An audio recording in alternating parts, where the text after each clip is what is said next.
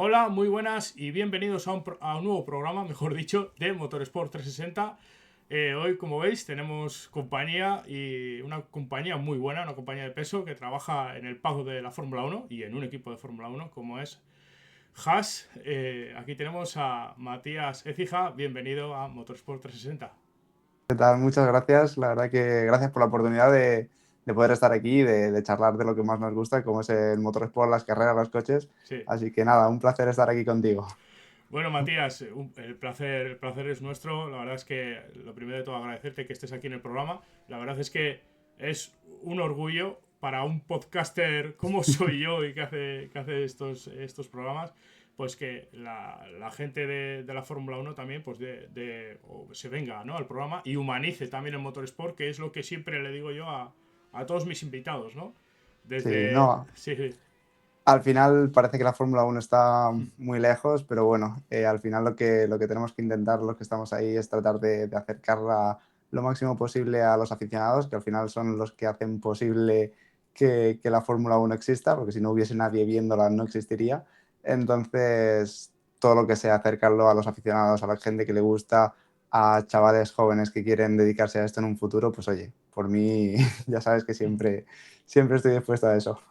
vale, gracias Matías. Decir que Matías comparte contenido en redes sociales de su trabajo prácticamente en el día a día en el pago de la Fórmula 1 y alrededor del pago de la Fórmula 1 para que conozcamos cómo es la vida de un miembro de un equipo de Fórmula 1. Y lo pondré al final del programa en una captura de pantalla, pero en Instagram ponéis Matías Écija en el buscador y ahí os sale la cuenta de él y la verdad es que es una auténtica pasada todo lo que nos enseña sobre un equipo de Fórmula 1, sobre el pago de Fórmula 1.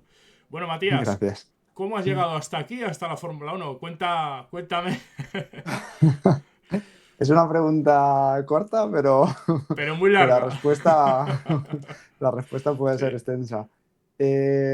No, al final te puedo explicar todo el proceso, pero al final mi idea fue que yo no tenía pensado llegar a Fórmula 1, simplemente me gustaban los coches, me gustaban las carreras y simplemente quería mejorar. Y ese proceso desde empezar, cuando empecé a estudiar motorsport, hasta ahora ha sido un continuo querer mejorar y querer aprender poco a poco, que es lo que me ha llevado hasta aquí. Yo empecé en 2020, aproximadamente 2021, estudiando el máster de Motorsport. Yo trabajaba como ingeniero de telecomunicaciones Ujú. y llevaba un par de años, había estudiado ingeniería de telecomunicaciones, llevaba un par de años trabajando en eso, sentía que no era lo que a mí me gustaba y a lo que yo quería dedicarme en el futuro, y los coches siempre habían estado ahí para mí. Siempre, bueno, mi padre tiene un concesionario de coches y siempre había trabajado, que si ¿Dónde, fines de Matías? semana. Perdona que te interrumpa, así puedes hacer publicidad. ¿Dónde? En Murcia, es Sí, un pueblo pequeñito, se sí, llama Cejín, sí, pero bueno, lo tenemos ahí justo, mi padre lo tiene ahí justo a la entrada. sí. Y bueno, siempre había trabajado veranos, fines de semana, festivos, siempre había estado allí echándole una mano. Yo crecí ahí, me crié allí. Por desgracia, mis padres no tenían digamos que el presupuesto, o, digamos, el poder económico para dejarme con cualquier otra persona mientras que ellos trabajaban. Entonces yo al final siempre me bajaba ahí, siempre estaba trasteando con coches y con cosas que había por allí, con herramientas. Y yo me crié entre coches y entre aceite, siempre lo digo. Y siempre habían estado ahí para mí. Pero bueno, tomé en el momento de decidir lo que estudiaba, tomé otra dirección. Pero bueno, al final uno siempre vuelve a sus raíces, y fue lo que me llevó a querer estudiar este máster de motorsport, y ahí, digamos que ahí empezó todo. Estudié este máster en Barcelona, empecé a trabajar allí, me ofrecieron la posibilidad de hacer prácticas y luego quedaron contentos con cómo trabajaba y me decidieron contratar, y ahí empezó un poco el camino en serio, por así decirlo. Ujú. ¿En la escuela se puede decir dónde hiciste el máster? Sí, por desgracia Sí. este año no están haciendo el máster, Ujú. es una pena. Es QEV Technologies, Mm. probablemente no sea de las más conocidas, pero yo en su momento la elegí por una cosa muy clara. Lo primero, por la gente que estaba dando, los profesores que tenían, que eran directamente, no era un profesor al uso, eran profesores que trabajaban, digamos que en el sector del motorsport, el que nos daba, por ejemplo, recuerdo, el que nos daba ingeniería de sistemas o adquisición de datos, era un ingeniero de sistemas de un equipo de carreras, o era un ingeniero de datos de un equipo de carreras, Ujú. o recuerdo el que nos daba dinámica vehicular, fue el que diseñó algunos de los Fórmula Uno de la época de 2011, 2010, por ahí. Entonces eran gente muy cercana a las carreras y que yo percibía como que iba a obtener mucho más valor que en otros. Que al fin y al cabo, esto de los másteres es un mundo y en cualquiera de ellos vas a tener buen conocimiento y vas a aprender mucho. Pero bueno, yo me decidí por ese en su momento y, y nada, a partir de ahí pues empecé con un equipo de karting a ser ingeniero de datos, de los pocos Sí, datos que te da un kart. sí. Pero bueno, fue una buena base, fue una buena escuela. Yo siempre lo digo que fue un entorno en el que a mí me permitió aprender sin la presión de ser un ingeniero en un coche, que ya tienes muchísima responsabilidad, tus decisiones tienen un peso dentro del equipo y influyen mucho, mucho más que en karting. Entonces fue una buena escuela para mí, me permitió aprender mucho, estar cerca de las carreras, conocer pilotos, jefes de equipo, estar con coches, que era lo que yo quería, y nada, ahí empecé. Eh, mm, También tendrías que compaginar, ¿no? con el inglés, ¿no? Me imagino, ¿no? Porque haríais todo el máster en castellano, claro, pero claro, luego es una adaptación, ¿no? Para ti también, a nivel personal, salir fuera de Murcia, adaptarte con gente que igual, convivir con gente que no conoces de nada, aunque estés haciendo lo que te guste, al final también es un contraste, ¿no? En tu vida. Sí, totalmente. El tema del inglés, mira, yo tuve la suerte que mi madre fue muy terca con Ujú. esto y desde muy pequeño yo recuerdo estar yendo a academias de inglés y ahí sí que tuve mucha suerte porque luego me ha facilitado muchas cosas y me ha abierto muchísimas puertas. Ujú. Entonces eso sí que tengo que darle las gracias por eso y por muchas cosas a mi madre y bueno, en general a mis padres. En motorsport es súper importante. El inglés es básicamente es el idioma del motorsport. Ujú. La cuna del motorsport es Inglaterra, nos guste o no. Y es súper importante en cualquier equipo, ya se haga.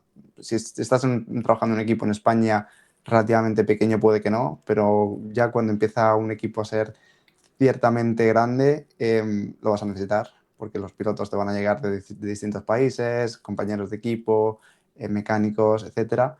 Incluso cuando vayas a competir, la reglamentación está en inglés,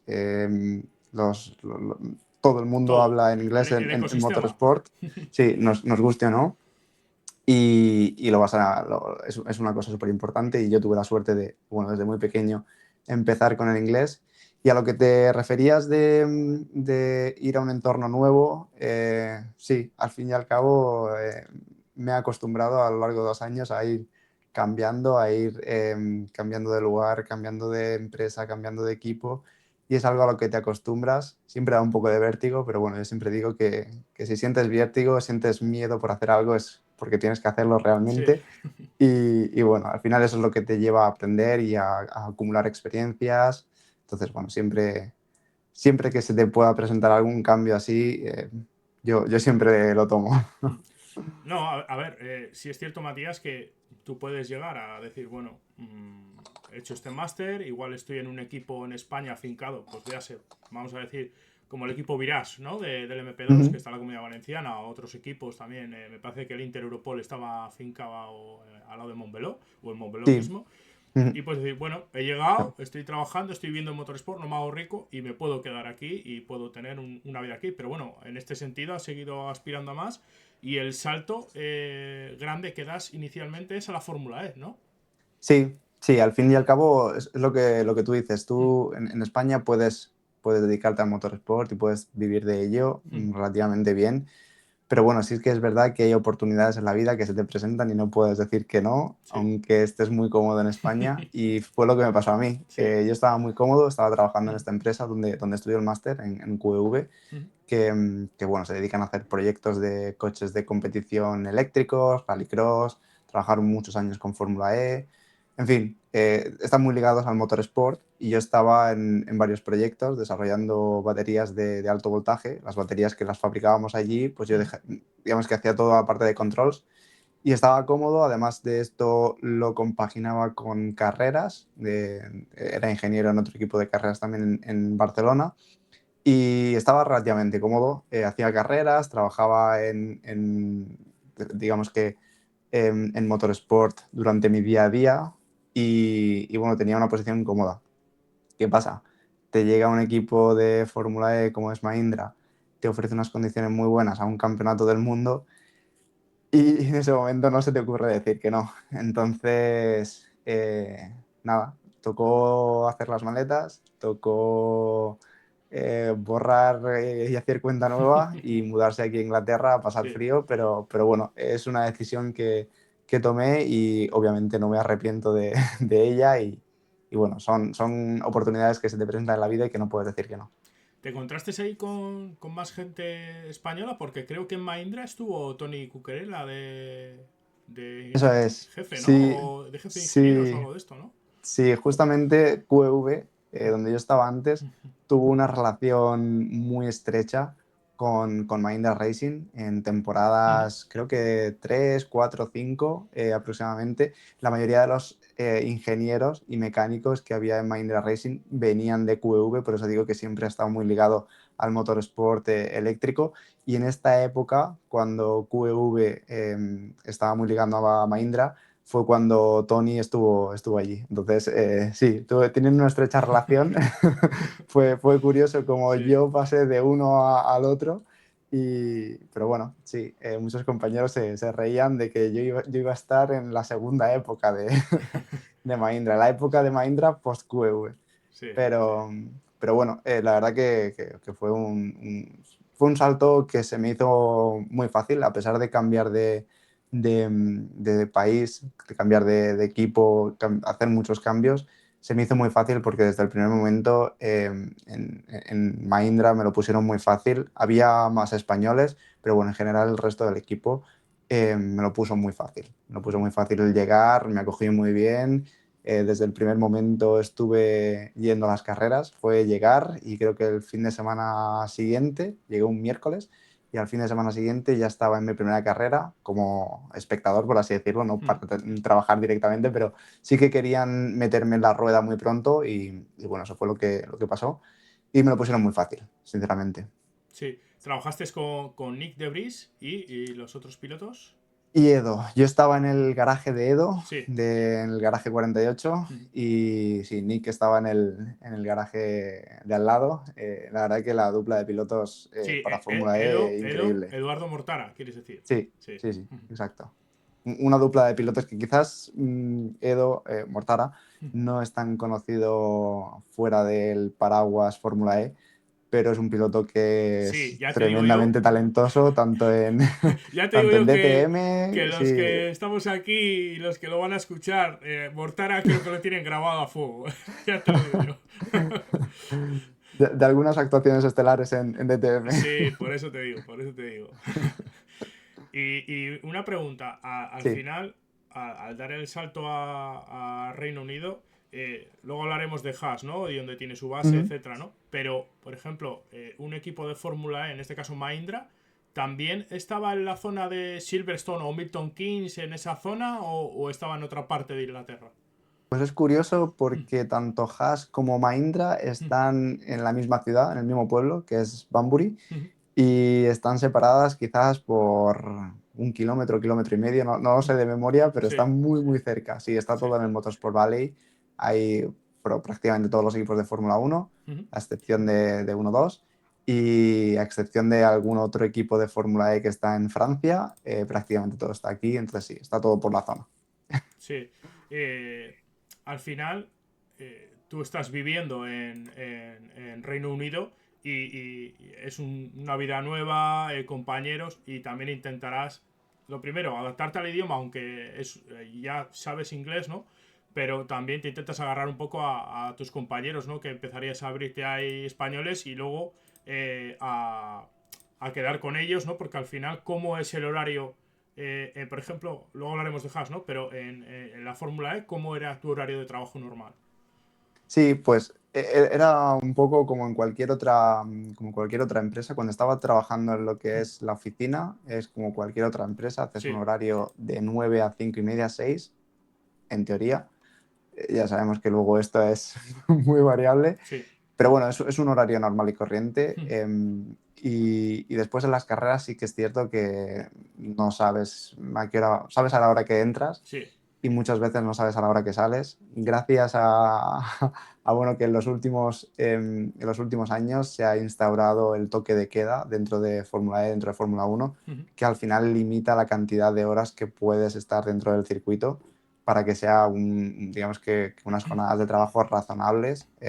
Sé de buena mano que antiguamente en Fórmula Uno y en otras categorías, al no haber toque de queda, podías pasarte toda la noche trabajando y con varios turnos de gente que venía. Entonces, yo creo que esto lo ha hecho bien, en este caso la FIA, de limitar un poco las jornadas de trabajo en el circuito, pero bueno, aún así, pues tienes ventanas de 12 a 14 horas en el circuito que ya están bien. Pero bueno, un horario normal de oficina cuando estoy en Inglaterra, así que en ese sentido no hay mucho cambio. Cuando aquí es curioso porque, claro, anochece tan temprano en invierno ujú. que llegas a trabajar de noche prácticamente, te vas de noche y prácticamente la gente se va a sus casas a cenar. Entonces es una vida muy diferente a lo que es trabajar en España y vivir en España, que después de trabajar te vas a tomar algo, puedes seguir haciendo cosas. Aquí es un poco diferente. Obviamente tienes que hacer tu vida, te tienes que amoldar, tienes que empezar a hacer tus relaciones y al final con el tiempo te acostumbras a vivir a cómo se vive aquí. Pero bueno, al principio es un poco un choque. Sí, claro, hombre. Sobre todo, ya no lo que hemos hablado del idioma y de trabajo, ¿no? Adaptarte a trabajar con gente que cada uno es de su padre y de su madre, como se suele decir. Sí, Y claro, las rarezas, la cultura, etcétera, al final te tienes que adaptar a infinidad de cosas. Bueno, estamos total. en Fórmula E, damos el salto porque en Fórmula E, más o menos 3 4 años estuviste. Estuve dos Dos, años. sí. Sí, Y temporada 10 y temporada 11. sí, das el salto a la Fórmula Uno. ¿Cómo viene dado ese salto? ¿Una oferta? ¿Alguien te recomienda? ¿Cómo ha sido ese salto? Pues esto es en plena media temporada de Fórmula E, Sí. de temporada 11. Perdona, Llega un mail. Dime. perdona un segundo. Claro, Sí, te quería hacer una pregunta antes de que se me olvidara. Eh, claro, las temporadas de Fórmula E son en invierno prácticamente, como quien dice, para no coincidir con la Fórmula Uno y otros campeonatos. Claro, sí. un ingeniero de Fórmula E, en este caso, ¿trabaja todo el año o solo trabaja esa franja de invierno-otoño? Todo el año. Ah, Bueno, yo en todo el mi año. caso, Vale, vale. sí. Digamos que en categorías que son campeonatos mundiales, Ujú, normalmente los ingenieros están trabajando a tiempo completo. ujú, Entonces yo trabajaba a tiempo completo. La temporada en este caso la temporada es de diciembre hasta julio, ¿vale? Más allá de eso, se continuaba el desarrollo de nuevas funcionalidades, ujú. se continúa el desarrollo del coche, se prepara todo para la temporada siguiente. Pero sí, todo el año, tiempo completo. Ajá. Vale. Bueno, pues retomamos ese email que te llegó, ¿no? Sí, esto estamos en Sí. la temporada, bueno, 2025, a mediados de temporada, sobre marzo aproximadamente, me llega un mail y nada, se ponen en contacto conmigo el equipo Haas para decirme que quiere hacer una entrevista conmigo, que han visto mi perfil en LinkedIn y bueno, que querían hacer una entrevista. Ujú, Y a raíz de eso, varios meses más tarde, varias entrevistas más tarde, pues bueno, se me presenta la oportunidad de ir a Fórmula Uno, me hacen una oferta y de nuevo son ese tipo de oportunidades y de momentos que no puedes decir que no puedes rechazar ujú, y nada. Me uno a Haas bueno, a final del periodo de vacaciones de verano, en septiembre, a principios de septiembre. Y nada, fue terminar una temporada, estar unas semanas de vacaciones y empezar otra de nuevo con Haas. sí. Porque ya llevaba toda la temporada de Mahindra. Eh, a ver, al final, ¿cuándo recibes realmente la noticia? El día, le tienes apuntado ese día de que, mira, me han confirmado, papá, mamá, me han confirmado. Pues no me acuerdo, Sí, sinceramente. No fue tan sencillo en sí. el momento porque, quieras que no, yo estaba en Mahindra, bueno, que estábamos con una temporada muy buena, habíamos mejorado mucho el coche con respecto a la temporada 10 y la progresión era muy buena. Tenía una posición, de nuevo, bastante agradable para mí, con unos compañeros que a mí trabajar en Mahindra, siempre lo he dicho y siempre lo diré, que se me hacía muy sencillo y me encantaba por la gente que había. Y se me presenta ostras, ahora un sitio nuevo, gente nueva, coche nuevo, llego a mitad de temporada y ya me han dicho que me tengo que incorporar al equipo de carreras lo antes posible. Empieza de cero, tienes todavía 10 carreras por delante de una temporada con un coche que no has tocado nunca. Dices, ostras, ¿lo hago o no lo Claro, hago sí, sí. realmente? ¿Quiero de verdad tanto ir a Fórmula Uno? Y fueron días de pensar mucho, de muchas conversaciones, bueno, de hablar mucho con la almohada también. No fue tan sencillo, entonces no tengo Sí. el día tan marcado. Para mí el llegar a Fórmula E ya era un sueño. Jamás pensaba yo que fuese a llegar a un campeonato del mundo. Entonces ya había llegado, digamos, que a donde yo quería llegar. Y bueno, el ir a Fórmula Uno era un plus más. Pero bueno, fue interesante esas semanas, ese mes, por así decirlo. Fue de bastante estrés, aparte compaginándolo con el tener que seguir haciendo carreras con Mahindra, porque estábamos en mitad de temporada, entonces fueron un mes o unas semanas bastante interesantes. Mirando uno de los lados positivos que, como digo yo siempre, de humanizar el motorsport, eh, no tuviste que moverte de ciudad o de pueblo, en este caso, en el mismo Banbury, y igual hasta sigues viviendo en el mismo piso o la residencia, no sé cómo será. Pues literalmente que no me tuve que mudar, me he mudado hace poco, pero por otros motivos. Entonces, si hubiese querido, podría haber seguido allí. Y yo vivía en Banbury y muy cerca de los equipos, así que no, en ese sentido era algo fácil. Si hubiese tenido que a lo mejor moverme a otro sitio, hubiese sido un poquito más de fricción, pero al hecho de ser, bueno, es que puedo quedar a vivir en el mismo sitio, no tengo que cambiar nada, no tengo que hacer otra mudanza adicional. Fue muy sencillo en ese sentido y entonces sí que me facilitó mucho la decisión. Ahora me he mudado, pero por otro motivo y por otra, por Sí, otra bueno, por historia, lo que sea, sí. Sí. pero no, en ese sentido la verdad que fue muy fácil la transición. Creciste viendo en la Fórmula Uno a Alonso, a muchos, a Michael Schumacher, a pilotos memorables. Y al final está ahí como una cosa, como que está a una cima, ¿no? Como que está muy lejos. El primer día como empleado de Haas, ya simplemente fuiste el primer día a la fábrica, ¿fue el primer? ¿O ya directamente al circuito ya? ¿Cómo fue? Pues fue curioso porque el Sí, primer día que yo fui a la fábrica sí, fui como visitante porque era 25 de agosto sí. y es festivo en Inglaterra, 25 de agosto. Entonces yo fui como visitante, recogí la maleta, recogí el team kit, la ropa del equipo, Sí. recogí el portátil y me dijeron, mañana a las 12 tienes que estar aquí, que te recoge el autobús para ir al aeropuerto, para ir a Zandvoort. Busca, búscate la vida. Y yo, Desembarca, ¿no? vale. Desembarca en Normandía, pero en este caso en Zandvoort, ¿no? Fue básicamente así. Mi primer día oficial fue viajando a Zandvoort. Claro, el equipo quería incorporarme al equipo de carreras lo antes posible Sí, y entonces la formación que normalmente sería en fábrica y acostúmbrate, no, fue formación directamente en carreras. Vas sí, y allí te expones a lo que realmente a lo que te vas a enfrentar sí. y aprendes. Joder, joder. O sea, que te formaron como que te dice dentro del Sí, box y el en motorhome, la, ¿no? Diría yo, ¿no? Sí, en la guerra, Sí, sí, básicamente, en la trinchera. me formaron directamente allí. Sí, al Sí, final sí que es verdad que donde más rápido tú puedes trabajar sobre los planos del coche, te puedes aprender el coche, puedes trabajar sobre el software, puedes hacer muchas cosas en la oficina, pero como más aprendes en este caso es yendo y tocando el coche, estando delante, trabajándolo tú. y obviamente no empecé porque que nadie se piense que yo llegué allí y ya me puse a trabajar porque es imposible. O sea, un coche de Fórmula 1 y más en el área de sistemas tiene tantas cosas y son tan diferentes algunas cosas a un Fórmula E que no es ves ya, llegar y besar el santo.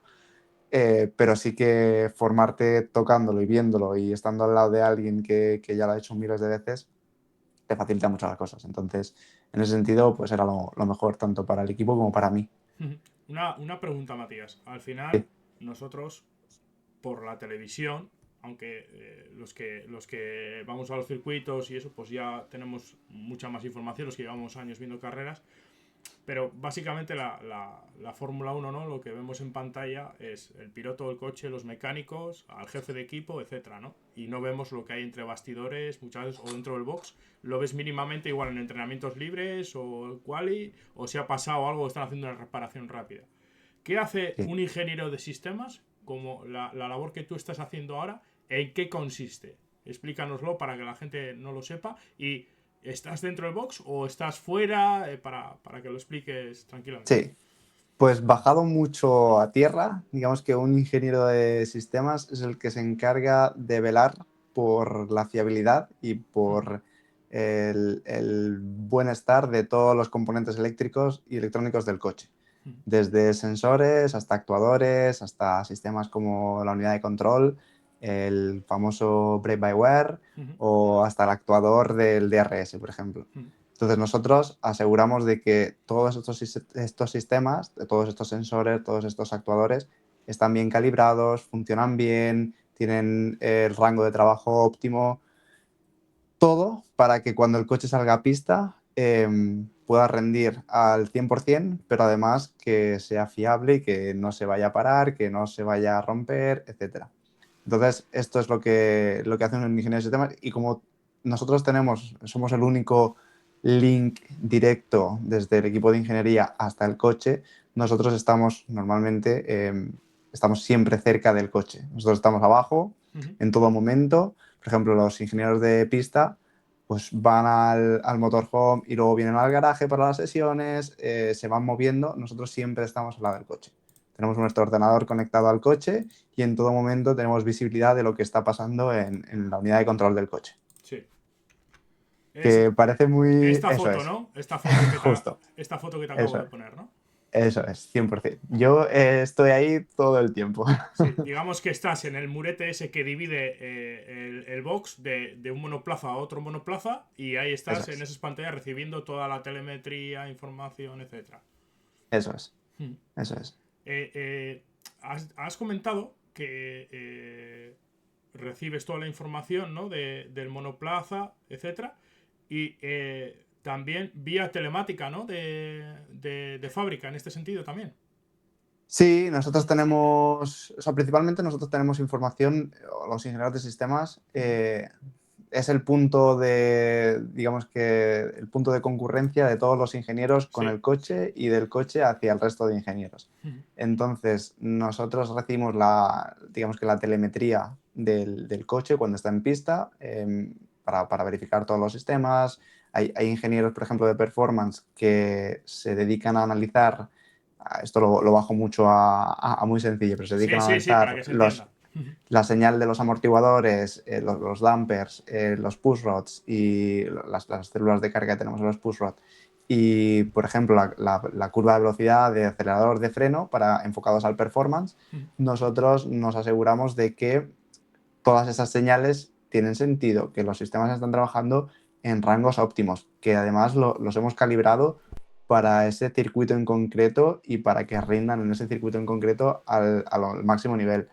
Entonces somos el punto de confluencia de, el coche hacia los ingenieros y desde nosotros hacia el coche.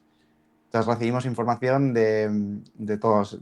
La telemetría es del coche principalmente, pero recibimos información desde fábrica, desde los ingenieros que están en pista, desde los mecánicos. Nos tienen que informar, por ejemplo, si hemos tenido un accidente, hemos dañado el alerón delantero y entra el coche a cambiar algo o en el fondo nos tiene que indicar si hay algún daño adicional para saber si, por ejemplo, tenemos que fallar algún sensor en particular. tenemos que indicar a los aerodinamicistas que hemos perdido tantos sensores de presión en el fondo y con eso ellos pueden hacer el cálculo de cuántos puntos de carga aerodinámica hemos perdido. Entonces, estamos en contacto con mucha gente al mismo tiempo. O sea, para que la gente lo entienda, en un símil futbolístico, eres o bueno, mejor dicho, sois los Tony Cross o Sergio Busquets que tienen que ir repartiendo el juego, reciben y tienen que ir repartiendo información a todos, ¿no? En este caso. Eso es ponernos demasiado alto, diría yo.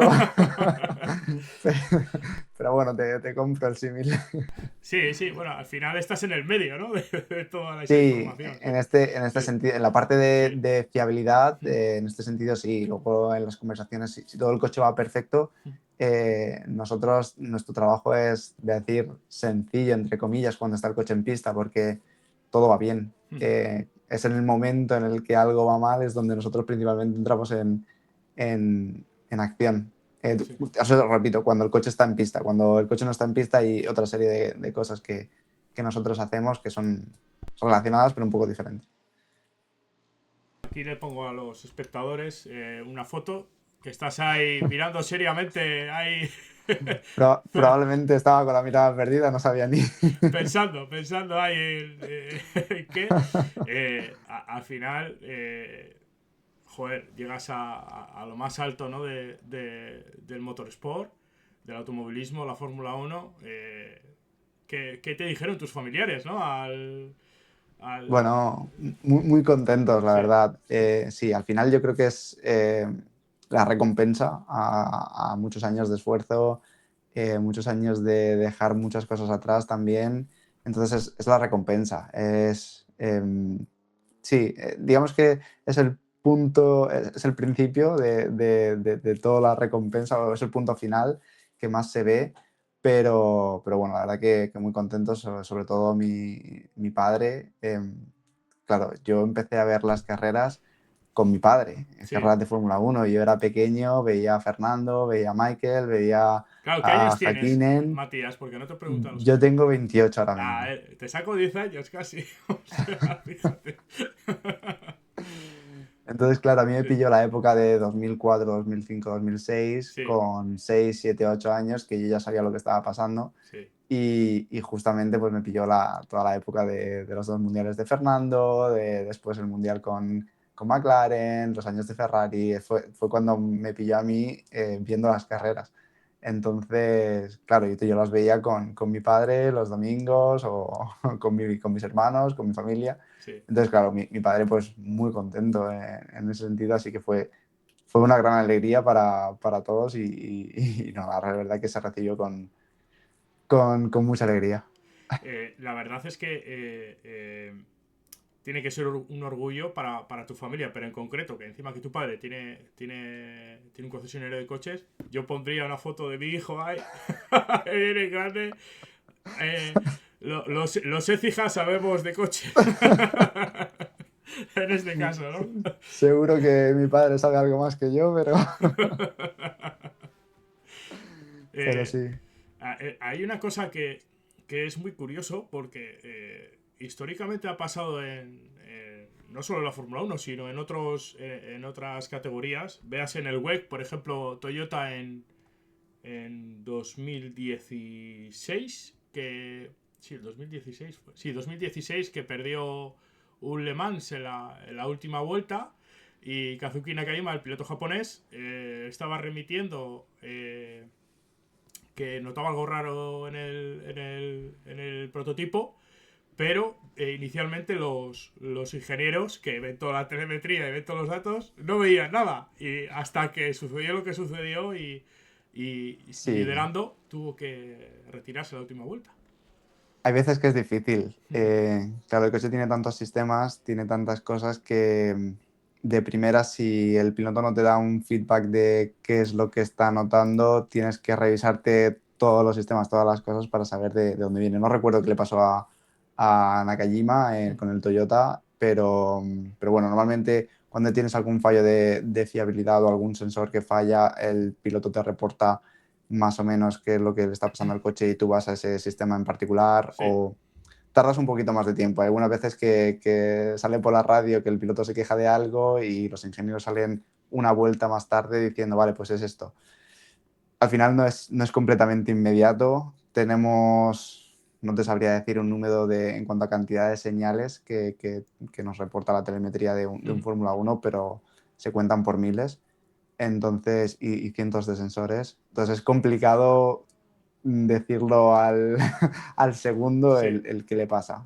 Pero bueno, normalmente en este tipo de casos no están solo nuestros ojos, sino que hay ojos también en la fábrica viendo todos estos datos que te pueden echar una mano también a ver en ese momento qué le pasa y qué puedes hacer para que el coche pueda seguir, para que continúe en pista. Básicamente Mm. es lo ideal. Has llegado a una Fórmula 1, Matías, que la verdad es que, y a un equipo, concretamente Haas, que en el pasado, no te diría que todos los grandes premios eran un crash fresh, pero han pasado malas rachas, y llegas a Haas, además en un año donde este reglamento de efecto suelo en algunos aspectos ha igualado, y con un límite presupuestario ha igualado en bastantes áreas a los equipos, digamos, de fondo de la tabla media y la zona alta. En algunos aspectos los ha igualado bastante, y Haas en concreto este año ha mejorado mucho, Sí. junto con la asociación que ya estamos viendo que empieza a dar sus frutos, ¿no? Con Toyota, y también a los mandos a Yao Komatsu, que es un ingeniero y ahora director de equipo, el cual quiero, entre comillas, porque llevo muchos años viéndole su progresión y creo que Ujú. lo está haciendo de manera muy buena. Eh, Al final, también en este reglamento que hemos acabado en este de 2025, el pasado año, había mucha fiabilidad en cuanto a tema de motores, piezas, etcétera. Tengo una pregunta. Cuando falla algún sistema, por ejemplo, un sensor del DRS o del alerón delantero, Mm. etcétera, eh, sabéis que el monoplaza está rendiendo bien, sois capaces de capar ese sensor y decir, bueno, voy a ciegas, o tienen una doble verificación o una triple verificación, o voy a ciegas hasta que acabe la carrera y luego veremos si aguanta el monoplaza, ¿no? Depende, hay sensores que son críticos, Sí, que pierdes un sensor de presión de freno sí, y tienes que retirar el coche sí, porque hay muchos sistemas en la EQ y sí. muchos controles que utilizan ese sensor para determinadas estrategias. Entonces llega un punto en el que ciertos sensores no es posible fallarlos, que es como se suele decir, y que el coche siga en pista. Hay otros que sí, hay otros sensores, por ejemplo, de cooling, que tenemos mucha redundancia, que hay varias lecturas. Entonces, si te falla uno, pues oye, para evitar que no te salga el mensajito, no le salga el mensajito en la pantalla al piloto todo el rato, se falla ese sensor y sabes que otro muy cerca o más o menos en un punto del sistema de cooling te está reportando digamos que una medida relativamente buena o que está dentro de tu rango y puedes vivir con ello. Pero bueno, depende del sistema. Depende del sistema. Si se queda sin alimentación el sistema de prep-by-wire, pues tienes que retirar el coche. Pese a que el coche pueda frenar con frenos hidráulicos, tienes que retirar el coche porque es una cosa de seguridad. Si tienes sensores en el motor que directamente van a hacer que el performance sea tan bajo, sin esa medición, que no tenga sentido seguir con el coche en pista, pues lo tienes que retirar. Entonces, depende. Se hacen una evaluación en el momento. Entonces, en una evaluación en el momento es en 30 segundos tienes que decidir si retiras el coche o no retiras el coche. Entonces, hay muchos procedimientos y hay muchos documentos de toma de este tipo de decisiones y de saber qué elementos son críticos para correr y qué no, y con qué se puede vivir y con qué no se puede vivir. Entonces, esto está muy, muy procedimentado y para que la toma de decisión sea lo más rápida posible, porque en 30 segundos el piloto puede haber recorrido 2/3 del circuito, bueno, 2/3 del circuito, puede haber recorrido 1/3 del circuito con frenadas críticas, con puntos críticos en los que si tardas mucho en tomar esa decisión, puede ser que en la siguiente curva el piloto se vaya recto en esa curva. Entonces, bueno, se intenta tomar lo más rápido posible, obviamente se intenta maximizar el tiempo en pista y se intenta que el coche siempre se mantenga en pista, pero hay ciertas veces en las que no te queda más remedio que llamar al coche a boxes. Ujú. Aquí te vemos en una foto con Esteban Ocon, que Sí. pones Esteban tan feliz y yo tan estresado por el trabajo.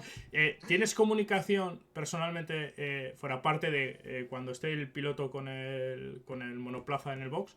Cuando está en pista, ¿tú hablas con el piloto o tienes línea directa con el piloto? En el 99,9% de los casos, o en el 99,99% de los casos, no. Ujú. Es el único punto de contacto que tiene el piloto con el equipo de ingeniería, es el ingeniero de pista. Sí. Y esto se hace así para que no haya 100 personas hablándole al mismo tiempo al piloto. Todas las comunicaciones van al ingeniero de pista, en este caso ella, que es Laura, filtra y le da la información al piloto la que necesita, no toda la que se escucha por todos los otros canales del intercom. Ujú.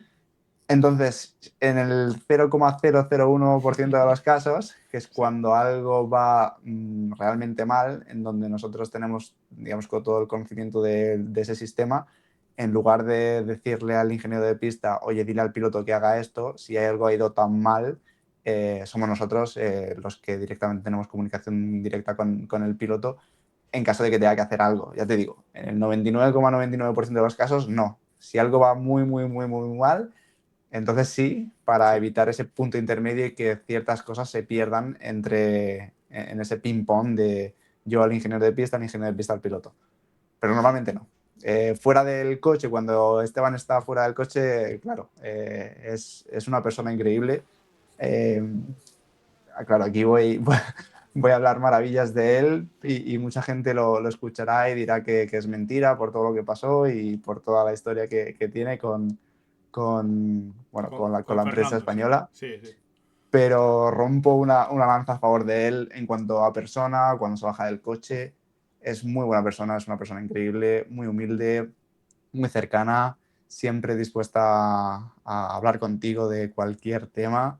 Y bueno, la verdad que a mí bueno, me sorprendió porque la imagen que tenía creada pues era la de la prensa española, pero todo lo contrario, o sea, muy, muy lejos de la realidad. Sí, al final, no sé si sería la expresión, o será, mejor dicho, la forma correcta de decirlo, pero aunque él lleva el monoplaza y lleva el volante, o agarra el volante, ¿no? Lo dirige a donde quiere, eh, su vida muchas veces está en vuestras manos, que eso es algo que la gente tiende a olvidar muchas veces, ¿no? Porque solo ves el monoplaza rodando por el circuito, pero toda esa gente que hay, y cuando vemos, ¿no? Mercedes tiene 1.400 o 1.300 personas entre equipo y fábrica. Haas es un equipo más pequeño, no sé en cuánto estará ahora, pero al final no por ello le resta mérito, sino le suma aún más mérito porque muchas veces tenéis que trabajar más que un equipo grande para sacar mejores resultados. Sí, totalmente. Para sacar nosotros mejores resultados o un resultado bueno, tenemos que hacerlo con muchísima menos masa de gente y con muchísima menos masa de información. Entonces, por eso se sabe tan bien, por ejemplo, recuerdo la posición 4 que hicimos, el P4 que hicimos en México con Oli. Por eso sabe tan bien, sabe prácticamente casi a un podio, porque al final estabas compitiendo y quedamos por delante de coches, como recuerdo que estaba detrás Russell y estaba detrás Norris, em, bueno, que son un Mercedes y un McLaren, el mejor McLaren de los últimos años y uno de los mejores Mercedes también de esta era de efecto suelo. Entonces, y fuimos capaces de estar ahí delante. Entonces, para nosotros sabe muy bien ese tipo de resultados. Tenemos que remar mucho más que el resto simplemente por recursos, por cantidad de recursos disponibles. Y, y totalmente, la gente se piensa que el piloto se sube al coche y lo rueda, pero o sea, el, el que el coche esté bien o no, o que el piloto tenga algún problema, va a depender de cómo se haya ensamblado, cómo se haya montado, cómo se haya calibrado. Un fallo en una calibración de un mapa puede hacer que el coche se vaya recto. Un fallo en el montaje de una mangueta pues puede tener consecuencias críticas. Entonces, pues eso, al fin y al cabo, el piloto está en nuestras manos. Sí. Bueno, se hacen muchos crash tests, se hacen muchas pruebas, se hacen muchos test, pero al fin y al cabo siempre hay un humano detrás de todo esto y la responsabilidad que tenemos, tanto todos los mecánicos como todos los ingenieros, como todos los integrantes del equipo, es muy, muy alta. Aparte de que el coche vale millones, ya no es el coche, ya es la persona que va dentro. Ujú. Eh, me estará la gente por detrás, ahí en las orejas y pensando, venga a dar revueltas. Háblame de la temporada 2026, qué retos os estáis encontrando en la fábrica. El monoplaza se presenta, o la presentación del equipo es el día 19, o sea, nada, nos quedan 2 días. Sí, un Fijaros par si de días. traemos a gente de calidad en Motorsport 360, que 2 días quedan para que se presente el monoplaza. Cuéntame, temporada 2026, ¿qué retos tenéis y qué os estáis encontrando? Sí, no, siempre que hay un cambio de reglamentación es un reto para los equipos, pero este año lo ha sido un poco más, o al menos como lo he vivido yo en este tiempo y con lo que me están contando compañeros de cómo ha sido otros años, por la cantidad de cambios que hay dentro de la normativa. Entonces, retos, no te podría decir uno en concreto porque son muchos, pero, pero bueno, al final, como todo, siempre que hay un cambio de normativa, Sí. siempre hay dudas, siempre hay agujeros negros que no se sabe por dónde va a ir. Cuando se pongan los coches en pista es cuando veremos quién ha acertado, quién no ha acertado, qué concepto es el más rápido y bueno, veremos a ver. Luego lo que suele pasar, todos los coches y conforme van pasando los años dentro de una normativa, los coches y los equipos van convergiendo a un concepto, a una forma de hacer las cosas y pasará. Este primer año pues va a ser un poco sorpresa. Veremos a ver qué tal. A ver, ya os lo digo yo, y miro la cámara y al micrófono lo recalco. Entiendo que no pueda entrar en según qué áreas a hablar Matías de Haas y su monoplaza, ¿no? Pero Claro, porque es confidencial, para que lo entendáis. O sea, todo esto al final es secreto, es así, o sea, literal. Eh, sí, sí. pero hay, aunque no puedas decirlo, hay un gran los ingenieros os habéis encontrado un gran salto o un gran cliff, ¿no? Como se suele decir, un barranco, un cliff, un cambio, un change respecto a 2025-2026 totalmente. O sea, es tan fuerte Sí, el cambio. sí, sí, ya no solo en un área, ya es lo que más se está hablando es la parte de powertrain, la parte de motor, la parte de la energía eléctrica, las estrategias que se van a llevar, etcétera. Pero ya no solo eso, que es lo que más se ve, o el cambio de reglamentación en la parte aerodinámica, ya esa parte, cosas que no se ven, cosas que, por ejemplo, en nuestro campo, en la parte eléctrica del coche, hay muchísimos cambios, muchísimos sistemas nuevos y se nota muchísimo, hay mucho salto en ese sentido. Entonces, hay en todas las áreas. Ese clip del que estábamos hablando se nota en todas las áreas, desde, bueno, neumáticos nuevos, aerodinámica nueva. Tienes por primera vez un alerón delantero activo. Tienes un cambio en la normativa de motores de los últimos años, el más grande. Entonces, no es un área en particular, es todo el coche. Sí. Todas Eh, las áreas, todos los departamentos están ahora echando fuego. eh, es un reglamento, ¿no? El cual se lleva trabajando mucho y no mucho, según como lo veas. Sí. Sobre todo muchos equipos, el cual, por ejemplo, Haas, ¿no? Ha estado luchando hasta última hora por posiciones en el campeonato, el cual os habéis quedado a 10 puntos, si no mal no Sí. recuerdo, de Aston Martin, de todo un Ujú. transatlántico de Aston Martin que llevan 2 años bastante perdidos, ¿no? En cuanto a diseño, ¿no? Y hacer funcionar ese monoplaza por esa por este reglamento de efecto suelo que ha sido tan crítico, el variar 1 milímetro o 2 de altura, es flipante cómo varía el Total. comportamiento de un monoplaza. Vosotros, no sé si me lo podrás contestar, pero por ejemplo, la unidad de potencia, tanto que se está hablando de ella, se sabe que hay algunos equipos que ya la han recibido hace tiempo. No solo los datos técnicos de planos, etcétera, sino que ya la tienen físicamente en el equipo y ya están trabajando con ella hace tiempo. Bueno, no sé desde cuándo cada equipo lleva trabajando en la unidad de potencia, no tengo esa información, ni tampoco sé desde cuándo se lleva trabajando en la unidad de potencia, en este caso en nuestro equipo o Sí. en nuestro proveedor de unidades de potencia, no te lo sé decir. Entiendo que todos los equipos recibirían la información al mismo tiempo. eh, eh, Siempre hay la coña, ¿no? Entre los que más del motorsport, sobre todo amiguetes que tengo. eh, yo me hice muy de Haas en este sentido. No es que sea mi equipo favorito, sino porque me gustan todos, porque considero que todo el mundo. eh, yo le saco rendimiento a todo, para que me entiendas, ¿sabes? No, me gustan todos en este caso, ¿no? Porque sé que hay muchas personas detrás trabajando para que ese piloto que igual es un cafre o ese piloto que es un súper talento, pues lleve lo más alto, ¿no? Al equipo, ¿no? Pero, por ejemplo, Haas en sus inicios era, y ahora también lo sigue conservado, en parte, o prácticamente, por decirlo en un porcentaje, un 80 o un 70% era un equipo cliente de Ferrari y sus diseños, motor, bueno, el motor le sigue compartiendo, ¿no? Con Ferrari en este caso, sigue con ellos. Eh, Se ve que ha dado un salto en los últimos años, también ha cambiado de personal, ha ido incorporando personal muy bueno, en este caso, mira, ha incorporado un chico, Matías Écija, que también,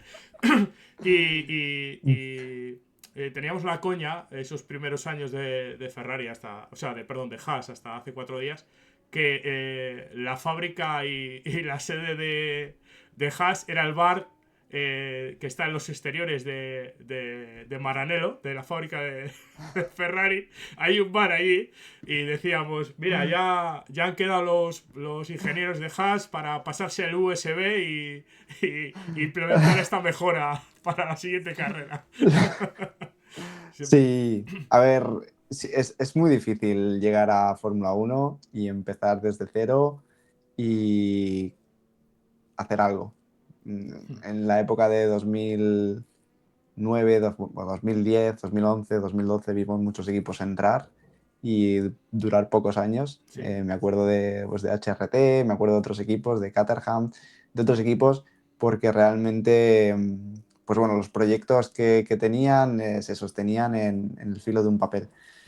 Entonces, creo que una cosa muy buena que ha hecho Haas es, mira, desde el principio, construir un coche, diseñar un coche, formar la estructura, contratar a todos los ingenieros que sean capaces de poner ese coche blanco, negro y rojo en pista. Es masiva, como ya hemos visto lo que ha tenido que hacer Cadillac.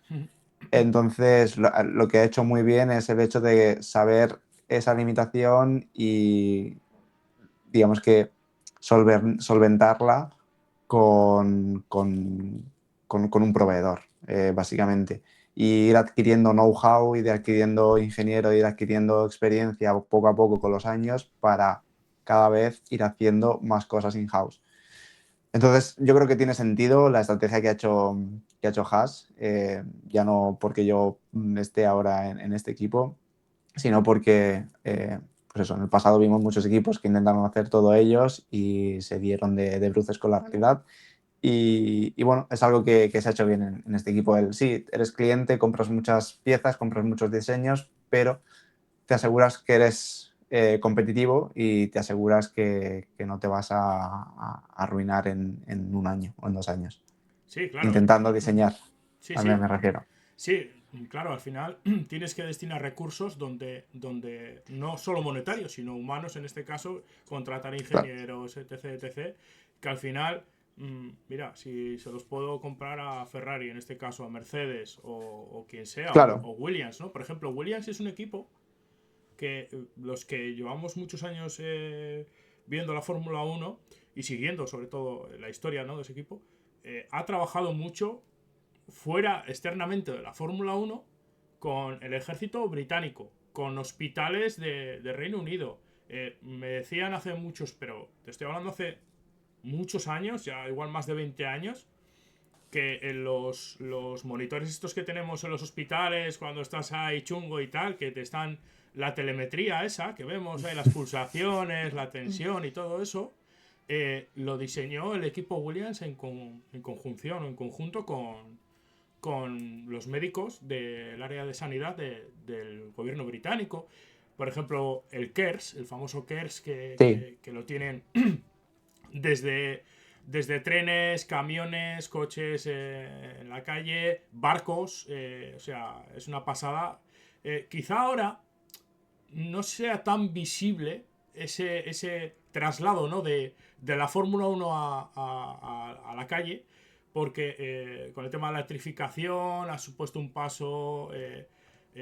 Los ingenieros, que en su mayoría muchos de ellos no son chinos, que son europeos, están yendo a China a base de tocateja y tal, y también poniendo sedes aquí en Europa, que muchas cosas no se están viendo reflejadas en la tecnología de Fórmula 1 actualmente, aunque no se vea, hay cosas que sí, y otras cosas como que no aportan nada digamos así, en el día a día para nosotros, pero cada vez los combustibles son mejores, los aceites son mejores.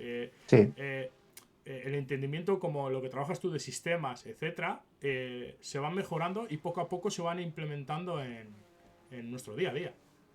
Sí, mira, hablabas de Williams Mm. antes y decías que esto lo desconocía, pero Sí. tiene mucho sentido, porque, por ejemplo, Williams, aparte de lo que es el equipo de Fórmula 1, Mm. siempre ha tenido un equipo de ingeniería atrás increíble. Ha sido ya no solo en Fórmula 1, que con el desarrollo de suspensiones Mm. activas, etcétera, etcétera, con cambios de cajas de cambios, CVTs y Sí, sí, sí. demás. Ya no solo en Fórmula 1, sino fuera de ello, hasta hace no tanto, las baterías bueno, siguen, sí, lo Sí. que es la base de ingeniería, las baterías de los Fórmula E actuales, del Gen 3 Evo, están diseñadas por una empresa que se llama WAE, o WAE, Mm. que es no más que Williams Advanced Engineering. Mm. Hace unos pocos años, muy pocos, bueno, cambió de nombre, cambió de propietarios, etcétera, pero la ingeniería, quien hizo la batería en su día, o los primeros Mm. Fórmula E, de la generación 1, es Williams. Y eso pasa con otros equipos de Fórmula 1 o con otros nombres, mejor dicho. Sí. Por ejemplo, las unidades de control de todos los Fórmula 1 La EQ. están diseñadas por una empresa que se llama McLaren. Sí, la EQ, quieres decir, ¿no? O sea, la centralita. Sí, Sí. la EQ de los coches, la Sí. unidad de control, es McLaren. Mm. Ahora se llama Motion Applied por lo mismo, porque ha cambiado de dueños o parcialmente han cambiado Sí. de nombre.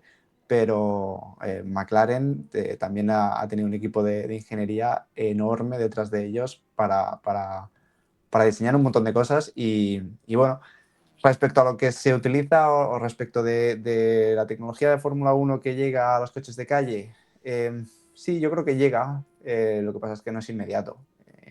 No, es muy difícil poner algo de un Fórmula 1 directamente a un coche de calle por las condiciones en las que trabaja un Fórmula 1 y por lo específico que es un Fórmula 1 con respecto de cualquier otro coche.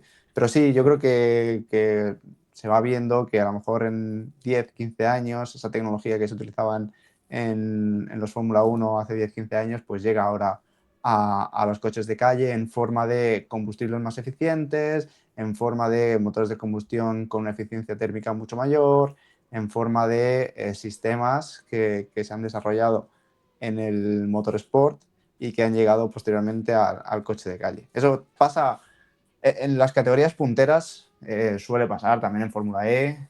Muchas cosas de los primeros Fórmula E que se utilizan en cuanto a eficiencia de motores, en cuanto a densidad energética de las baterías, que van llegando a los coches de calle. Entonces, tiene sentido, tiene Mm. sentido.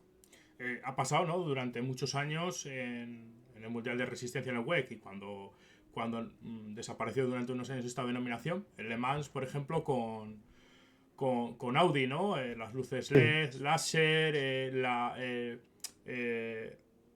de la tecnología TDI, ¿no? Ganar con un 10 en el Le Mans. Cuando, por ejemplo, estás en un atasco y los cilindros, dos cilindros igual de un motor de 4 cilindros, están sí, apagados, no funcionan. Entonces, claro, ahorras en combustible. Entonces, son pijadas que hoy en día tú te subes al coche y dices tú, joder, alguien lo ha tenido que diseñar y alguien lo ha tenido que hacer para hasta que te llegue a ti, fíjate las vueltas que ha dado y todo, ¿no? Eh, sí, Matías, te quería preguntar, sí, hemos visto una Fórmula 1, sobre todo de principios de 2000 hasta llegar hasta aquí, hasta el 26, donde un piloto se ha ido evolucionando, ¿no? Tecnológicamente, ¿no? Captación de datos, telemetrías y todo, de sensores. Un piloto cuando se subía al monoplaza eh, tenía que gestionar neumáticos, combustible cuando había paradas, etcétera, ¿no? Y hoy en día aún más hay que gestionar todo ese tipo de aspectos, ¿no? Antes cambiar repartidores de frenada, un poquito el diferencial, algún mapa motor concreto, etcétera. Luego, cuando hemos entrado en la época de la hibridación en el 2014, ya se implementó más sistemas y más complicación. Pero bueno, habíamos llegado a en este reglamento que empezó en 2014, luego acabó en el 21, ¿no? Y empezó en el 22 con el efecto suelo, cierta estandarización a la hora del el piloto del manejar el monoplaza, diferenciar en esta curva, tal, no sé qué, ya automatizado, ¿no? Pero hemos visto, sobre todo este último año de Fórmula 1, el 25, que los pilotos, con este efecto suelo tan crítico, ¿no? Tan especial, estaban prácticamente, no había una recta de circuito, cualquiera, Fernando Alonso, Tsunoda, quien sea, cambiando parámetros todo el rato, y decías tú, están trabajando más que nunca ahora los pilotos. Es una pasada, quizá porque también vosotros veis datos en los que se pueden mejorar, claro, tú se lo transmites, o en este caso, Laura, ¿no? Dijiste que se llamaba, sí, ¿no? Laura sí. se lo transmite al piloto, oye, toca aquí porque creemos que va a desgastar y hace no mucho, mucha gente se piensa que una curva de un circuito se divide en varios sectores, mucha gente no lo sabe. Y claro, tú dices, pues mira, entrada en curva, el diferencial aquí. Luego en este otro cachito de curva, a ver si puedes poner el diferencial este, no sé qué. Y nosotros, claro, tú solo te limitas en casa. Yo soy un aficionado un poco más pro, o como somos los que más, ¿no? Sí. Porque te pones la telemetría, alguna onboard y tal, ¿no? Pero el aficionado normal que se sienta en casa diciendo la tele y dice, mira cómo cambia el diferencial, gira aquí y tal, no sé qué, pero bueno, no piensa más allá en ese sentido, ¿no? No, la verdad que el trabajo que tienen que hacer los pilotos en una carrera, una vuelta, es increíble por lo que tú dices, porque al final tienes esta curva dividida en entrada, medio, salida y Mm, dentro de cada, claro, no siempre son el mismo tipo de curvas, tienes sí, curvas de baja velocidad, curvas de media velocidad, curvas de alta velocidad. Entonces, hay tantos sistemas en el coche o la Fórmula 1 ha evolucionado hacia tener tantos sistemas que tiene sentido. Al final, si corriésemos con los coches del 80, pues qué sentido tendría, ¿no?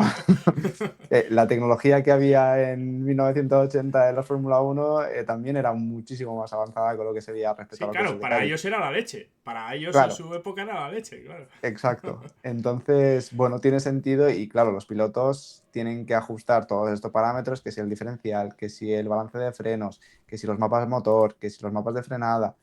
Tienen que ajustar tantas cosas para cada parte del circuito que al final los ves en cada recta tocando botones, cambiando settings, cambiando configuraciones para la próxima curva y quizás lo que han puesto en una curva para la siguiente lo tienen que volver a cambiar. Normalmente lo que se hace es intentar agrupar cambios, porque claro, al final si tienes que cambiar diferencial, si tienes que cambiar mapa de motor, si tienes que cambiar mapa de regeneración, porque los coches de sistema híbrido tienen diferentes estrategias de regeneración y de deployment. Si tienes que cambiar todo esto antes de llegar a la curva, se te acaba la recta. y Sí. más quizás como en un circuito como Mónaco. Entonces lo que se hace es agrupar cambios. Tenemos una serie de rotaries en donde se programa previamente que en la posición 1 vas a tener el diferencial en este setting, el brake balance en este setting, el mapa motor en este y esto en esto. Entonces tienes como ese conjunto de configuración que te sirve para la curva 5, 7, 11 y 16, por ejemplo. En la posición 2 tienes otros settings que todos van enfocados hacia lo mismo. Quizás en ese circuito particular tienes 3 o 4 curvas de alta velocidad en donde te interesa que por configuración tu coche tienda a ser sobrevirador. Pues tienes 3 o 4 configuraciones en esa posición 2 del rotary Sí, para hacer que el coche sea más sobrevirador en esa curva. Me lo he inventado. sí, sí, Te he sí, dicho sí, eso. pero es entendible, sí, sí. Entonces se intenta agrupar para que el piloto tenga que hacer, sobre todo en una vuelta de clasificación, tenga que hacer la menor cantidad de cambios posible en el volante. Entonces, si tiene que hacer algún pequeño ajuste, ok, porque nunca vas a dar con, digamos, la configuración de settings o la configuración de sistemas que se adapte a todas las curvas rápidas del circuito, pero si tiene que poner ese rotary en posición 2 y luego hacer un pequeño cambio, pues ya son 2 clics en lugar de 7. Sí, sí, sí. Entonces se intenta agrupar, se intenta hacerle la vida al piloto lo máximo posible y obviamente pues los pilotos piden que se le haga la vida lo más fácil posible porque no es fácil. No es fácil estar a 300 kilómetros por hora en Mónaco con los muros tan cerca teniendo que hacer tantos cambios. Entonces, Diré en favor de tanto vosotros desde el muro eh, como los pilotos que posiblemente estemos ante la mejor generación o la generación más preparada por toda esa información, porque los pilotos vienen formándose desde categorías ya donde es una selección natural, quitando los típicos pilotos que igual tienen detrás una millonada, ¿no? Pero en general, el nivel donde ha llegado la Fórmula 1 estos últimos años es impresionante. Lo profesional. No es que antes no sería profesional, para nada. Es erróneo decir eso, ¿no? Pero que el estándar ha subido tanto, ah, el listón ha subido tanto que es una pasada. Los sí, 22, pero los 20 pilotos que hemos tenido este año, perdona, Matías, sí, es que son todos muy buenos. Y los ingenieros sí, sois todos muy buenos. sí, pero es normal. Al fin y al cabo, volvemos a los 80, tenías a pilotos fumando antes de Sí, entrar antes de empezar la carrera sí. y ahora eso es impensable. Ahora se cuida muchísimo más la alimentación, se cuida muchísimo más el descanso, el entrenamiento, la preparación. Bueno, montar a un piloto de hace no tanto tiempo en un simulador era... Yo no conduzco en un simulador y ahora es la preparación que llevan detrás para una carrera en horas de simulador, en preparación física, los ingenieros lo mismo. Preparación, más información, más herramientas para análisis, más herramientas para desarrollo.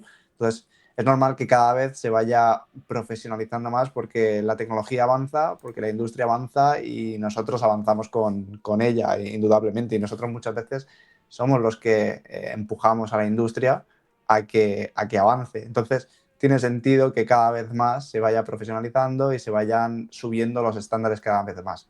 ¿Dónde va a estar el techo? Pues en algún momento tendrán que poner un techo porque o permites más profesionalización, por así decirlo, entre comillas, o más desarrollo, y tienes que permitir más dinero, y más dinero quizás dejas a algunos actores fuera de la ecuación, o bajas un poco, pones el techo un poquito más bajo y juegas con, con más actores y haces la competición un poquito más interesante. Es un balance difícil. Eh, se, yo no sé vosotros, ni te voy a meter en el apuro, ¿no? Pero se está hablando que uno de los avances eh, eh, en el diseño o en el rendimiento global de, por ejemplo, del McLaren, eso ya es rumor F1, rumor Pado, que es que está trabajando hace bastante tiempo con la IA, con la inteligencia artificial McLaren. Y me supongo que todos los equipos, o sea, no es algo Sí.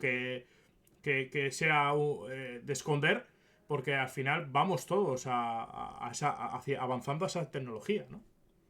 Sí, al final, sí, como bien has dicho, todos los equipos, quien más y quien menos, hace sus cosas con inteligencia artificial, pero es normal, ha aparecido en el campo de juego una herramienta tan potente como la inteligencia artificial y sería absurdo no utilizarla.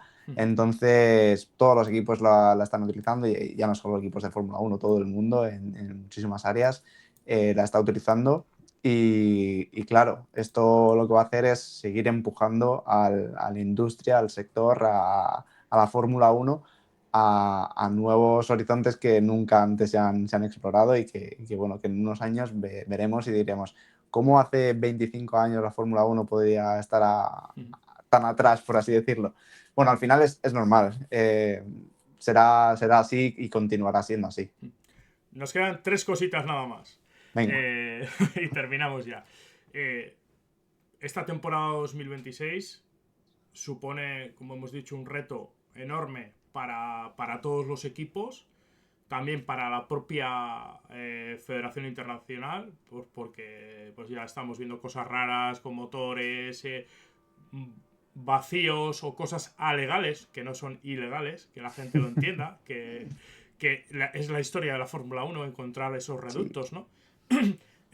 Al final, este año, siempre que hay un cambio de reglamento es difícil, pero quizá este cambio de reglamento que implica aerodinámica activa, o cambio de unidad de potencia, todo ese cambio de cosas de los neumáticos, etcétera, quizás sea el invierno más difícil de...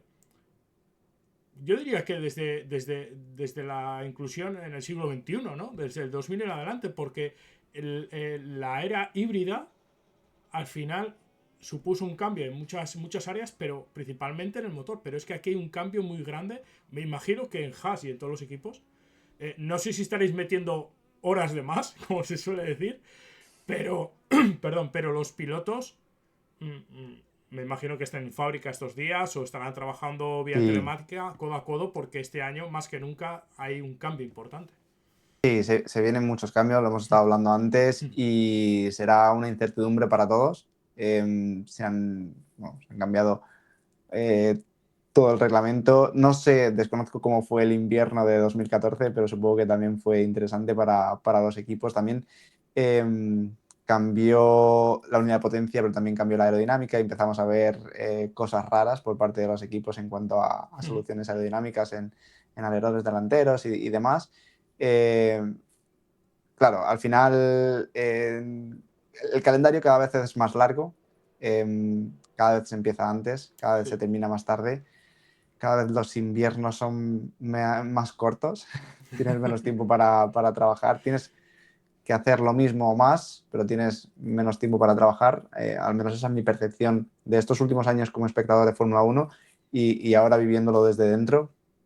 Entonces, bueno, el coche que tiene que estar en pista, el coche que hay que sacarlo, y ya no solo sacarlo, sino que tiene que rendir y ser el mejor coche que puedes construir y que puedes diseñar hasta este momento. Entonces, pues claro, eso conlleva que se echen las horas que hagan falta para conseguirlo.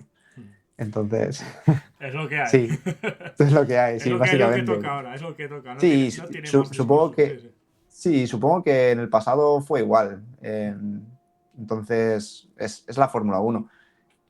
Claro, en el pasado fue igual en el sentido en el que tienes esa cantidad de horas que tienes que dedicarle para que el coche sea el mejor coche que puedas hacer.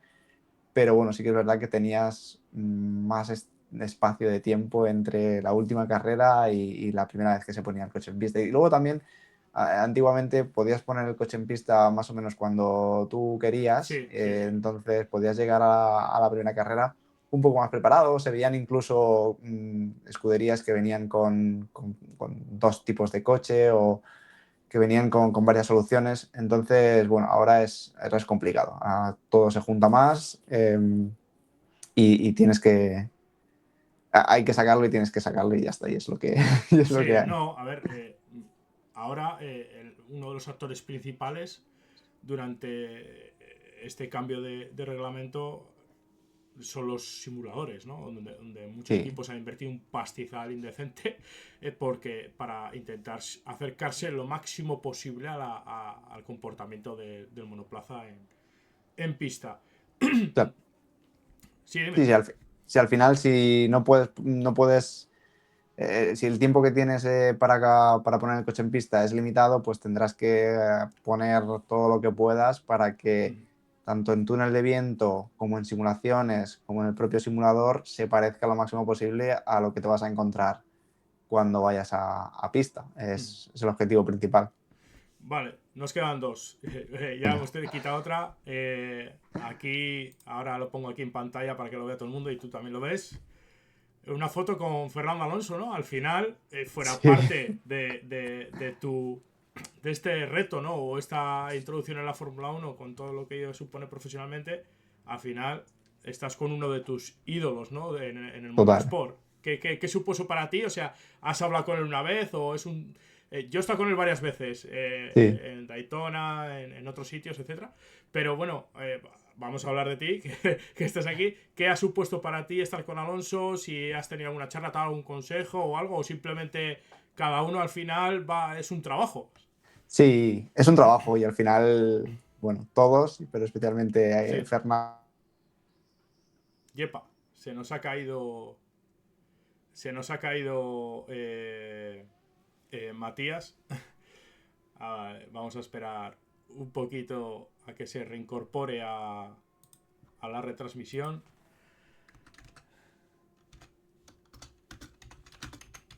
Estoy escribiendo.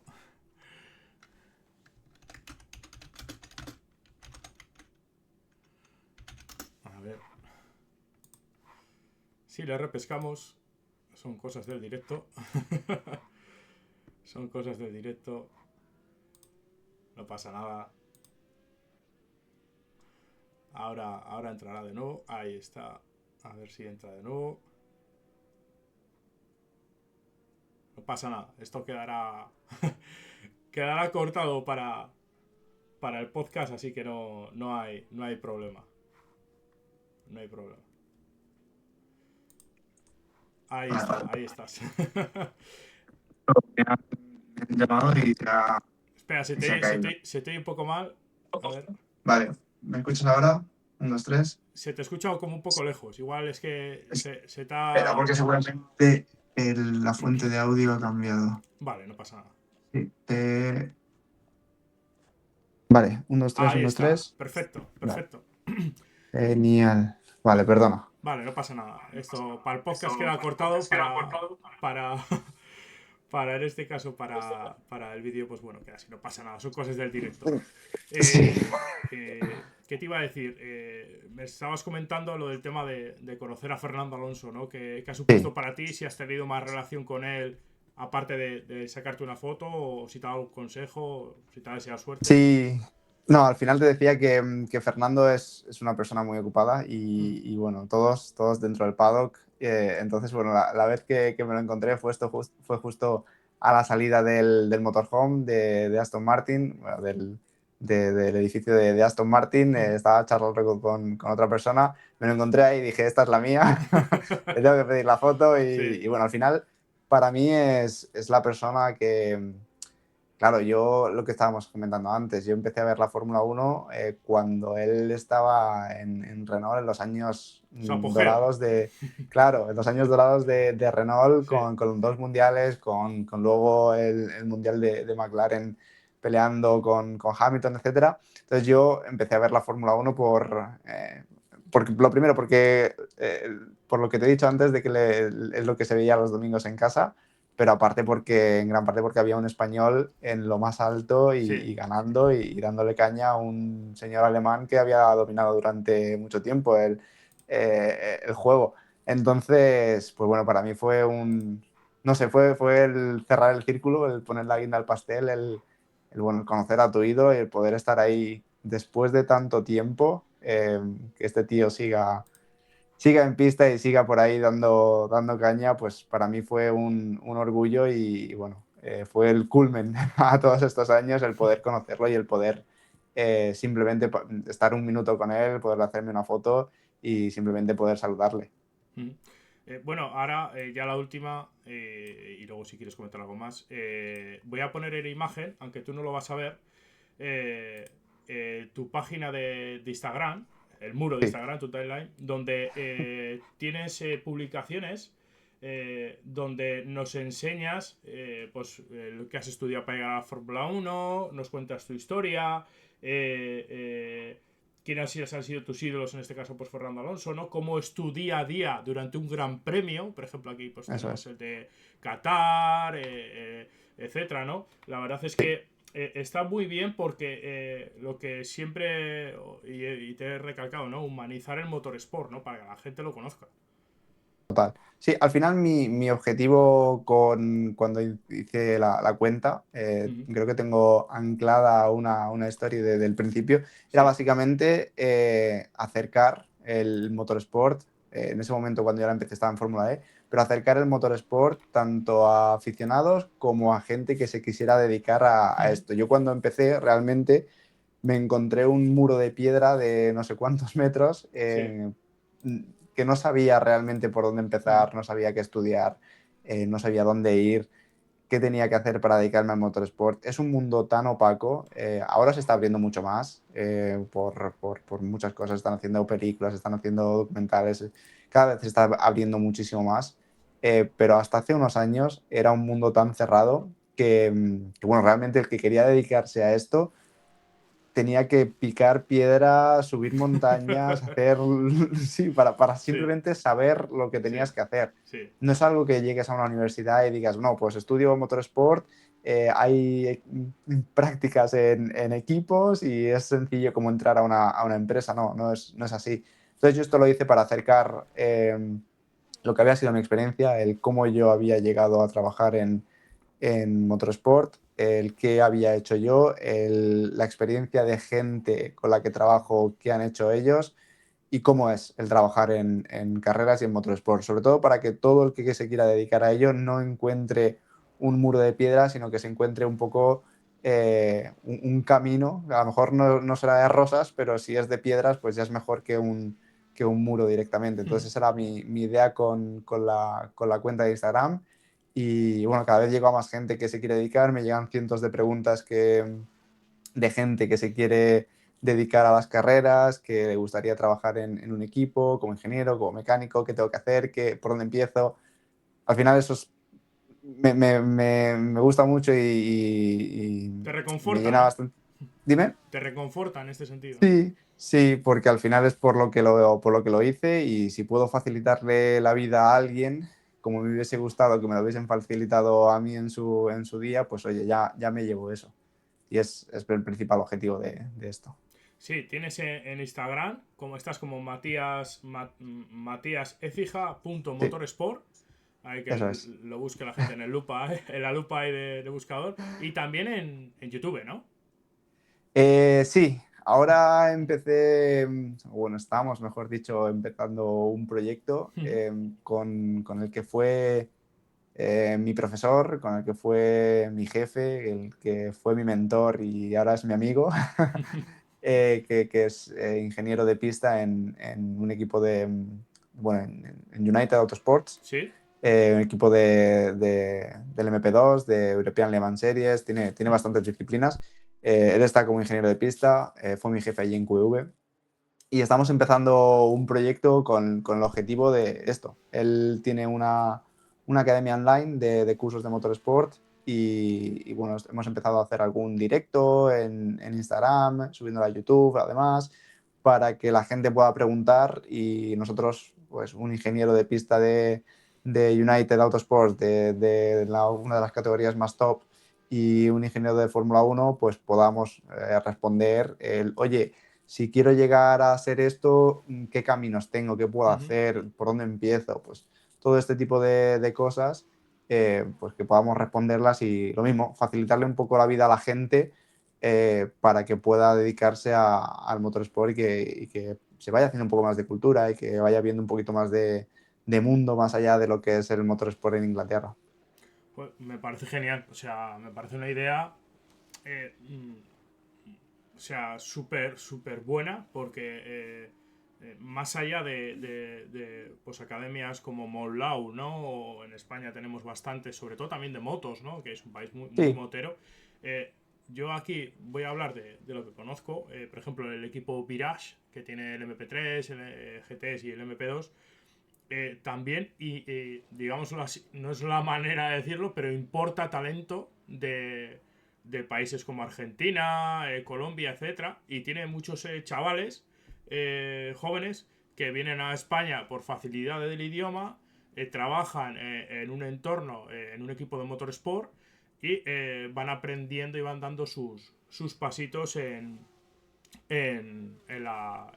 el motorsport, en este caso. Se nos ha caído. Ay, se nos ha caído ahí. Volverá a entrar y ya vamos acabando el programa porque ya nos ha contestado todas las preguntas habidas y por haber. Ya sabéis que le tira ahí un poco de la cuerda para ver si me comentaba algo más. vale, perdona otra vez Nada, no que pasa esto de nada. que No pasa me, nada. me quito, me quito la señal del móvil para que no me llamen y me Sí. llaman por WhatsApp. Bueno, pues simplemente eso, comentar que hay muchas escuelas en España y darle valor y que tu proyecto, junto con tu amigo, pues le daremos voz aún más en nuestros programas, le daremos publicidad pues para que la gente que nos escuche pues tenga esa guía, ¿no? Exacto. Espiritual del motorsport. Pues Muchas gracias, ha sido un muchísimas placer, gracias. Matías, que estés con nosotros. Tienes aquí tu casa, las puertas abiertas y cuando Gracias. quieras, el año que viene, si quieres hablamos y nos Cu- cuentas pues cómo ha sido tu temporada de Fórmula 1. Cuando tú quieras, me escribes, me pegas un toque y Sí, aquí yo encantado, me lo he pasado muy bien sí. hablando de, al final, lo que nos gusta, de las carreras, del motorsport, de Fórmula 1, de coches. Así que ahí es donde estoy yo en mi salsa. Cuando tú quieras, aquí me tienes. Muchísimas gracias. Vale, pues bueno, despedimos programa. Ahora os quedaréis con la publicidad y con el spam, así que adiós, adiós.